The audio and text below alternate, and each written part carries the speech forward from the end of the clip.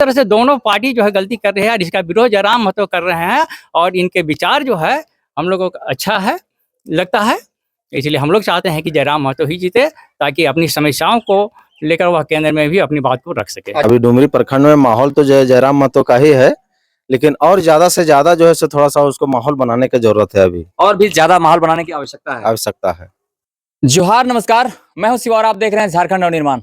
इस वक्त हम गिरिडीह जिले के डुमरी प्रखंड के चेगरो पंचायत में हैं और हमारे साथ गांव के दो शिक्षक हैं। उनसे बातचीत करने का प्रयास करेंगे। चूंकि समाज में रहे हैं, खास करके अब वो रिटायर्ड हो चुके हैं, तो अनुभव भी काफी है। जानने और समझने का प्रयास करेंगे कि गिरिडीह लोकसभा में 3 प्रत्याशी हैं, मजबूत दावेदार किन्हें मानते हैं। आइए हम बातचीत करने का प्रयास करेंगे।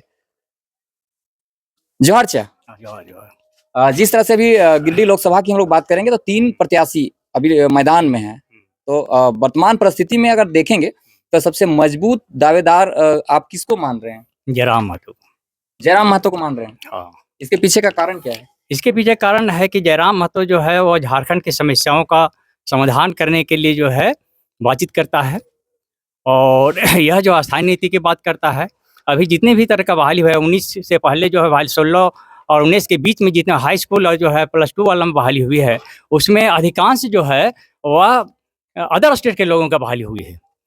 इसी बीच में हम लोग भी बहुत से एजुकेटेड जितने भी पर्सन थे आपस में बातचीत करते थे कि इसका मुद्दा जो है, जो बहाली जो कर रहा है, इस तरह का जो नीति अपनाया गया है, इसका विरोध करना चाहिए झारखंड मुक्ति मोर्चा। बीजेपी के तो क्राम में था और झारखंड मुक्ति मोर्चा भी नहीं उठा। आज झारखंड मुक्ति मोर्चा की जो है सरकार है वो भी उसी रास्ते पर चल रहा है। इसलिए तीसरा मोर्चा जो है, एक जो जयराम महतो बना रहा है, इसको लाना बहुत जरूरी है। यह जो है स्टूडेंट के बारे हक की बात कर रहा है, स्टूडेंट के भविष्य के बारे में सोच रहा है और 40-60 का विरोध कर रहा है।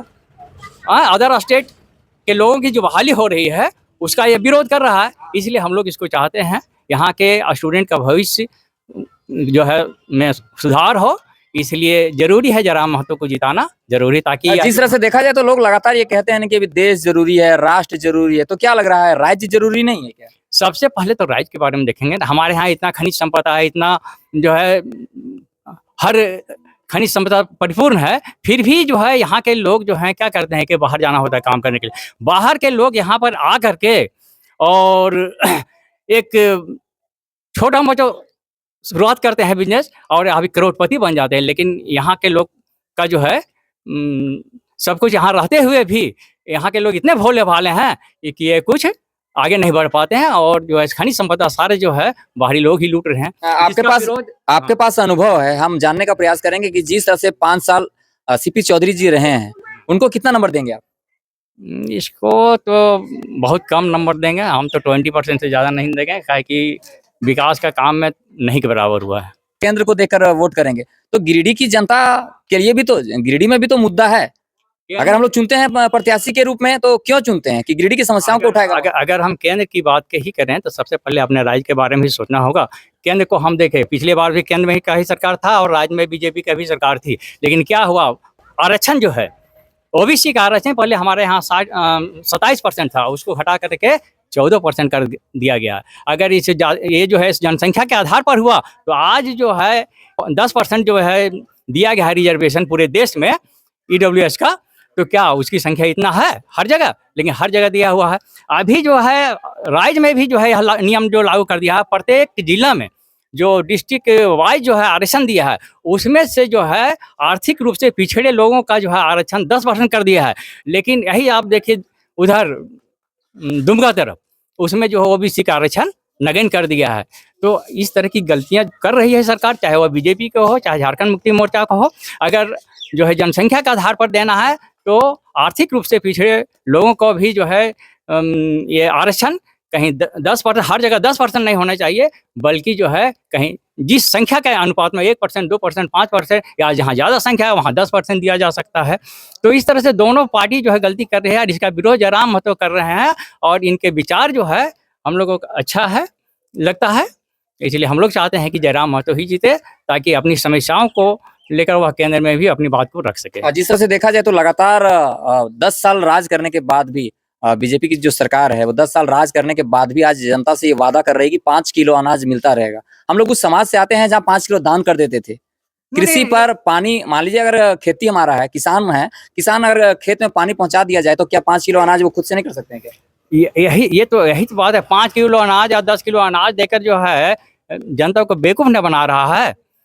इससे पहले अभी का राज्य का 80 करोड़ लोगों को हम दे रहे हैं 5 किलो चावल दे रहे हैं। इसका मतलब हमारे यहाँ 80 करोड़ से ज़्यादा लोग जो हैं ये गरीब हैं। तो अगर इस तरह की स्थिति रही तो देश का विकास क्या हो रहा है, जब लोग ही गरीब होते जा रहे हैं। क्या चीज है, क्या लग रहा है चेगरो का माहौल क्या है? एग्रो का माहौल तो अभी जयराम की ओर ढला हुआ है। जयराम की ओर है। हाँ, इसका कारण क्या है? जयराम के पीछे क्यों? सीपी चौधरी मैदान में है, आपका मथुरा जी भी मैदान में है, तो जयराम ही आगे क्यों? जयराम जो है वह युवा नेता है, झारखंड के उत्थान का बात करता है और साथ साथ गरीबों के हित का भी काम करता है। तो क्या लग रहा है जयराम जी को आना चाहिए गिरिडीह लोकसभा से? एकदम आना चाहिए, एकदम आना चाहिए जयराम को। जिस तरह से लगातार वो मुद्दा उठा रहे हैं, तो जयराम जी को जनता साथ देना चाहिए कि नहीं चाहिए? एकदम देना चाहिए, जनता को साथ देना चाहिए। पर जिस तरह से लोग लगातार ये आरोप लगाते हैं कि नहीं, अभी जयराम जी अभी शुरुआती दौर में हैं, उनको अभी बहुत चीज सीखने का बाकी है, अभी केंद्र में जाएंगे तो अभी वो सफल नहीं हो पाएंगे, इस तरह का लोग आरोप लगाते हैं। नहीं, ये सब आरोप लगाने से कोई बड़ी चीज नहीं है। पुराने लोग तो खैर उनको हराने के लिए इस तरह की बात कर रहे हैं, प्रोपेगेंडा अपना रहे हैं। हाँ, इसलिए जयराम को माने हम लाना है और उनको वोट दे करके भारी मत से जिताना। लोग लगातार मांग रहे हैं, जयराम जी का कहना है कि हम नोट भी लेंगे और वोट भी लेंगे। ठीक है, अगर नोट भी लेंगे तो नोट भी देंगे और वोट भी देंगे। चलिए और भी लोगों से बातचीत करने का प्रयास करेंगे। क्या लग रहा है, किसको वोट दीजिएगा इस बार? किसको वोट दीजिएगा? जयराम महतो जयराम महतो को। क्यों जयराम महतो को क्यों दीजिएगा? देंगे, अच्छा है, खूब बढ़िया है, अच्छी है, सब है, चाहते हैं। क्या क्या बढ़िया है जयराम जी में, क्या बढ़िया देखे आप? हर चीज देखते हैं, सब है ना। एक बार देखते हैं उसको। अच्छा, एक बार देखेंगे। क्या लग रहा है चेगड़ो का माहौल क्या है?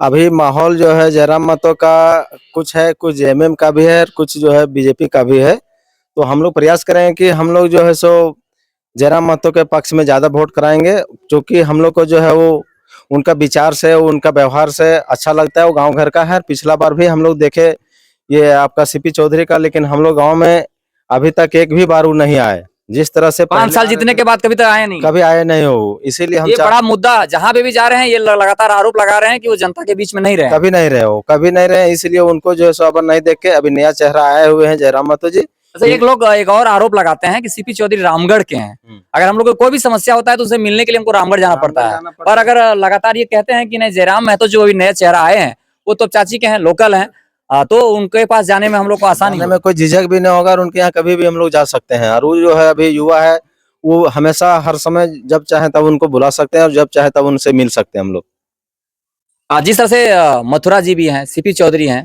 तो अगर तीनों में अगर हम तुलना करेंगे तो सबसे दमदार में कौन आ रहे हैं?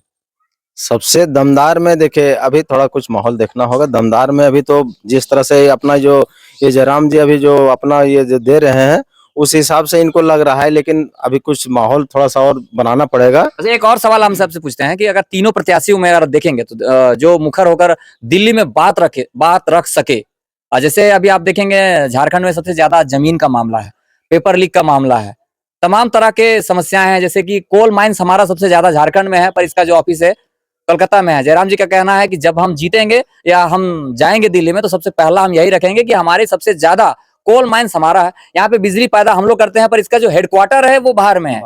तो इस तरह के अभी तक जितने भी सांसद गए हैं इन चीजों पर कभी तक मुखर होकर बात नहीं रखे। अभी तक वो कोई नजर ही नहीं इसमें डाले हैं, कोई ध्यान ही नहीं दिया है कि या जनता को भी जानकारी नहीं है कि इसका ऑफिस कहाँ है, कैसे क्या करना है नहीं करना है, इसके विषय में किसी को जानकारी नहीं दिया जाता है।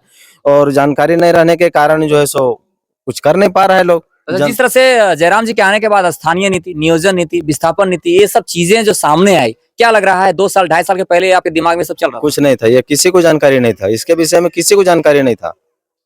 झारखंड 23 साल अलग हो गए, हाँ, उसके बावजूद भी आज घेरा होता है, वो अभी तक घेरा नहीं हुआ। नहीं, वो किसी को जानकारी ही नहीं था। किसी को जानकारी नहीं रहने के कारण कुछ नहीं लोग कर पाया। अभी जयराम जी जब से आए हैं तब से नहीं, देखिए जयराम जी जब से आए हुए हैं तब से बहुत कुछ का जानकारी दिया गया, अभी लोग जान रहे हैं। और आप जो जान रहे हैं इसके लिए जो है सो बहुत उनका जो है सो कोऑपरेट कर रहे हैं, और जो अभी कुछ और कोऑपरेट करेंगे और मिलजुल के सारे लोग मिलके हम लोग करेंगे उनको। तो इस बार जो माहौल बन रहा है, अगर डुमरी प्रखंड की बात करेंगे तो डुमरी प्रखंड में माहौल, अभी डुमरी प्रखंड में माहौल तो जो है जयराम महतो का ही है, लेकिन और ज्यादा से ज्यादा जो है सो थोड़ा सा उसको माहौल बनाने की जरूरत है, अभी और भी ज्यादा माहौल बनाने की आवश्यकता है। आवश्यकता है। तो देख सकते हैं, ये हम चेगड़ो पंचायत में थे, यहाँ की जनता से हम जानने का प्रयास कर रहे थे कि यहाँ का माहौल क्या है। क्योंकि आप जानते हैं कि 3 प्रत्याशी मैदान में है, चुनावी मैदान में है, लगातार प्रचार प्रसार भी कर रहे हैं। इस वक्त अगर रेस की बात करेंगे तो जहां पे भी हम लोग जाते हैं टाइगर जयराम महतो की ज्यादा चर्चा हो रही है। भले वो जीते हारे वो एक अलग बात है, पर लगातार ये लोग कहते हैं कि जो मुद्दा चुना है झारखंड के लिए, लगातार ये लोग कहते हैं कि नहीं देश का मुद्दा भी अहम है, पर लोग ये भी कह रहे हैं कि नहीं झारखंड को भी बचाना है। तो जो लगातार झारखंड जी ने झारखंड के मुद्दों को जिस तरह से मुखर होकर के उठाए हैं, आज अगर आप देख लेंगे तो चाहे वो एनडीए हो चाहे वो इंडिया हो, अगर विपक्ष के रूप में अगर आ रहे हैं वो जयराम जी ही लगातार आ रहे हैं। वीडियो कैसा लगा जरूर कमेंट करके बताएं। मिलेंगे अगले वीडियो में, तब तक के लिए इजाजत दीजिए। जय हिंद, जय झारखंड।